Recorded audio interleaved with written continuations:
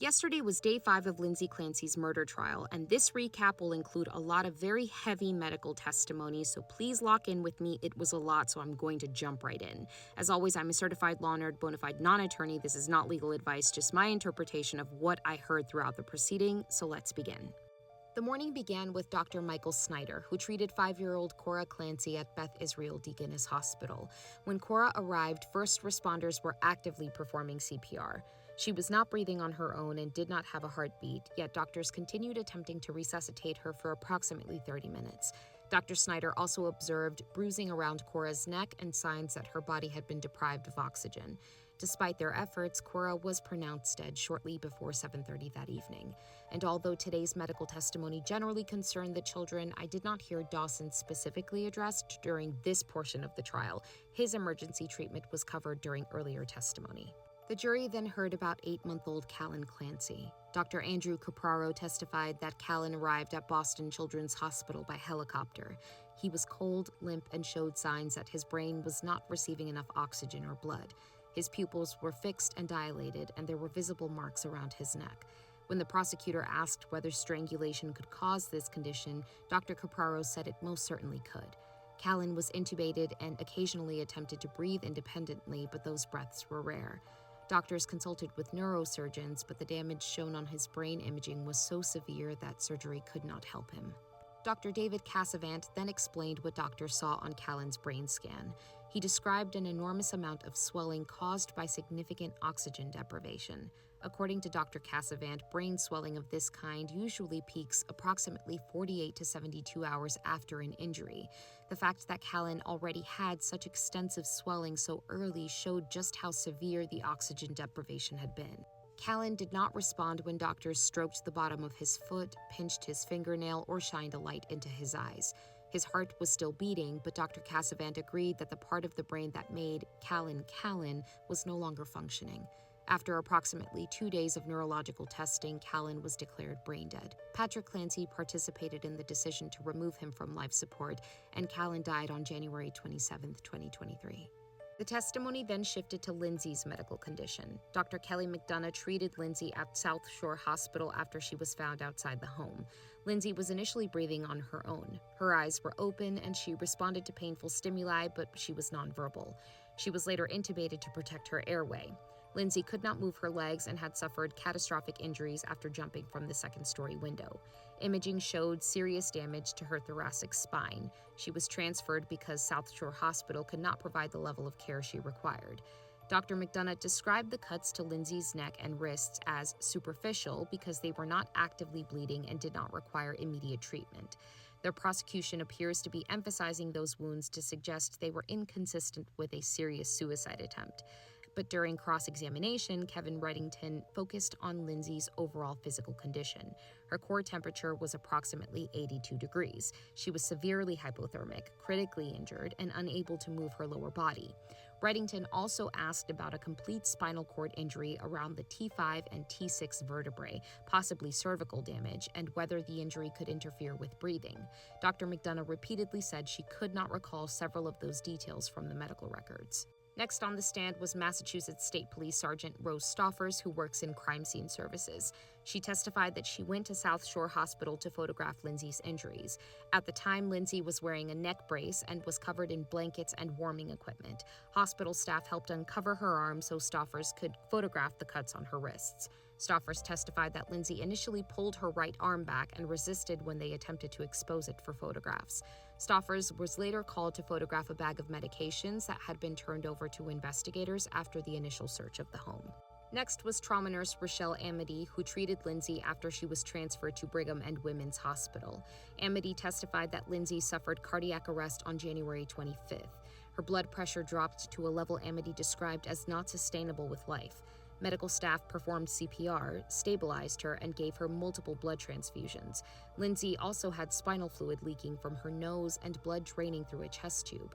She remained intubated and sedated. Because she was considered a suicide risk, she was placed under one-on-one observation and could not be left alone. By January 28th, Lindsay was still intubated but communicating through writing. She expressed confusion about her condition and said she could not feel her legs. After the breathing tube was removed, Amity described Lindsay as alert and cooperative, but emotionally flat. On cross-examination, Amity confirmed that Lindsay suffered a burst fracture of her C1 vertebra, also known as a Jefferson fracture. Nurse Megan Collins also treated Lindsay in the intensive care unit.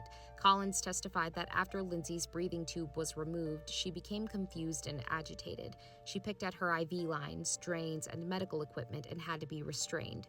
Collins described this as ICU delirium, which can occur after severe illness, trauma, sedation, surgery, and intubation. Collins was also present when Lindsay asked to remove Patrick as her healthcare proxy and replace him with her parents. The jury then heard from psychiatrist Dr. Sajal Shah. Dr. Shah first evaluated Lindsay several days after the killings because of that request to change her healthcare proxy. At the time, Lindsay had experienced delirium and visual hallucinations following surgery. Dr. Shah testified that those symptoms appeared to resolve by the following day. Once the delirium subsided, she described Lindsay as calm, cooperative, organized in her thinking, and capable of understanding the decision she was making. Dr. Shah was also aware that imaging showed no skull fracture or visible brain damage. During later evaluations, Lindsay denied hearing voices, seeing things, feeling suicidal, or wanting to harm anyone else. She was described as future-oriented and expressed hope about being transferred to a rehabilitation hospital. Lindsay also said that thoughts about what she had done were not constant throughout every hour of the day, but cross-examination established several important limitations. Dr. Shah agreed that Lindsay appeared to be an honest patient and did not seem to be exaggerating her symptoms for legal advantage. She also acknowledged that a person experiencing psychosis can still formulate and carry out a plan. Organized behavior does not automatically rule out psychosis. Dr. Shah also explained that severe manic or hypomanic episodes can involve insomnia, racing thoughts, irritability, impulsiveness, feeling out of control, and in some cases, psychosis. Reddington questioned her about prescribing antidepressants such as Zoloft or Prozac to someone with bipolar disorder. Dr. Shah explained that those medications may be used, but are often paired with a mood stabilizer for protection. And importantly, Dr. Shah evaluated Lindsay days and weeks after the children died, not at the moment of the killings. The prosecution then called forensic psychiatrist Dr. Jalam Biswas. Dr. Biswas evaluated Lindsay on January 26th, 2 days after the killings. Lindsay was still intubated and could barely speak, so she answered questions by writing. When asked about her mood, Lindsay wrote, "horrified." She also asked whether her legs were straight, whether her body was broken, whether she had an attorney, where her family was, and whether she could have visitors. Dr. Biswas testified that she did not observe signs of psychosis during that interaction. But during cross-examination, she acknowledged that the entire evaluation only lasted about 20 to 30 minutes. Lindsay was exhausted, intubated, and needed breaks during the interview. Dr. Biswas also agreed that psychosis does not present the same in every person. Some people may experience continuous symptoms, while others may have moments of clarity.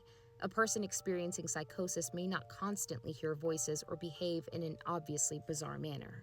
The prosecution then called Robert Flynn, who was assigned to the Duxbury Police Detective Bureau in January 2023.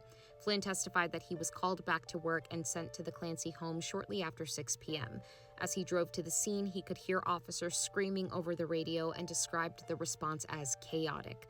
Flynn helped conduct an initial security sweep to make sure there were no additional victims or suspects inside. In the kitchen, he saw the Mediterranean takeout bag Patrick had brought home. In the living room, he observed children's belongings and bowls of food still sitting on the couch. In the upstairs bedroom, the room was colder because the window was open. A cell phone was lying on the bed. Outside, he observed flattened snow and medical equipment beneath the window. After state police completed their search, Flynn was asked to return upstairs and close the window. He testified that blood and the position of the bed made it difficult to reach, so he had to move the bed before securing it. The defense did not ask him any questions. Massachusetts State Police Captain John Santos participated in the search of the Clancy home. Inside a kitchen cabinet above the stove, investigators found several books, notebooks, and mental health records. Those items included Lindsay's discharge paperwork from McLean Hospital, information about postpartum depression and anxiety, the book Good Moms Have Scary Thoughts, a pregnancy and postpartum anxiety workbook, and a notebook labeled with Callan's name that contained communications about his daily schedule. Police also recovered 2 laptops and an external hard drive from the basement office. On cross-examination, Reddington emphasized that investigators considered Lindsay's medications, psychiatric paperwork, postpartum books, and journals relevant from the very beginning. He also questioned Santos about a nightstand drawer near the open bedroom window that contained pill bottles, sleep aids, and an Apple Watch. Santos said he did not personally search that drawer and could not explain whether someone else searched it or why those items were not initially collected. The final witness of the day was Massachusetts State Police Trooper Corey Mello. Mello helped search the Clancy home and later reviewed the journals and notebooks collected during the investigation. The prosecution began reading Lindsay's own words to the jury. She wrote about attempting to sleep train Callan and hearing him cry for more than an hour without intervening. She said it just about killed her and that she told Patrick, "I want to die." Lindsay wrote that afterward, she became obsessed with Callan's sleep and nap schedule, like to the minute. She said she felt guilty for sleep training him too young and for attempting it when he was already overtired. She wrote, "I now have horrible insomnia and anxiety, which is causing depression. I have no appetite. I don't know what's wrong with me. I want help. I want to be well." Lindsay also wrote that her mind never shut off because she was constantly thinking about what someone needed next. She described severe brain fog and said, "I feel like I can't make a plan. I can't carry it out." She said she was living moment to moment, waiting for Callan's next nap, and terrified that he would become overtired because she felt unable to help him. She wrote, "I'm completely overwhelmed trying to take care of the 3 kids. I feel like I'm drowning every day." In another entry, Lindsay wrote, "It's like I'm so desperate to get a mental break from taking care of everyone that my mind is trying to make something physically wrong with me." She worried that she would not be able to function when she returned to work. She also documented guilt about family finances, switching from breastfeeding to formula so she could focus on her mental health, and feeling disconnected from Callan. But the journals also contained moments of hope. On November 22nd, Lindsay wrote, "I am calm. I will remain calm today. There is nothing that needs to be on my mind. The weight is lifted from my mind. I will sleep tonight." The following day she wrote, "I slept well last night. I will sleep again tonight. Today will be a great day. I will go back to work on Sunday. I will thrive. I can feel like myself again."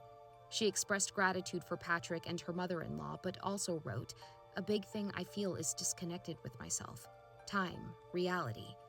That is where testimony ended for the day. Okay, I have a lot of questions regarding the medical testimony. I'm hoping you all can chime in, specifically the medical professionals, starting with her core body temperature.